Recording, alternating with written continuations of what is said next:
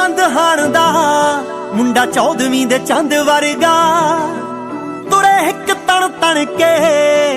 ਨਿਰਾਏ ਪਟਾਕਾ gun ਦਾ same ਬੱਸ ਫੜੇ ਪਿੰਡ ਦੀ ਪੂਰਾ ਫੁਰਤੀ ਮਾਰ ਕੇ ਚੜਦਾ ਨੀ ਮੁੰਡਾ ਜੱਟਾਂ ਦਾ ਏ ਗੱਭਰੂ ਮੂਰੇ ਬੰਨ ਕੇ ਗੁਲਾਬੀ ਪੱਗ ਖੜਦਾ ਨੀ